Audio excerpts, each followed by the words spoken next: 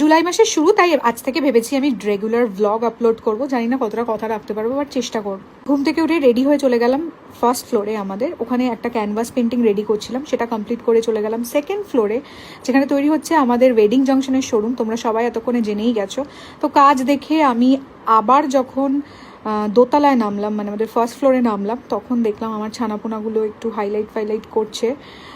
দেন আমি নেমে গেলাম গ্রাউন্ড ফ্লোরে। আমাদের ওখানে নামতেই দেখলাম ভ্যানে করে আমার অন্য ইন্টেরিয়ারের সাইডের মালগুলো চলে এসছে, এগুলোকে ফেলা হচ্ছে। অ্যান্ড দেন আমরা চলে গেলাম মেহেন্দি করতে। আজকে ছিল দুটো সেমি ব্রাইডাল, অলমোস্ট ব্রাইডাল, আর আরেকটা ব্রাইডাল মেহেন্দি। টোটাল 3টে মেহেন্দির কাজ আমাদের ছিল, মানে একই জায়গায়। তো শুরু করলাম সেখানে গিয়ে কাজ।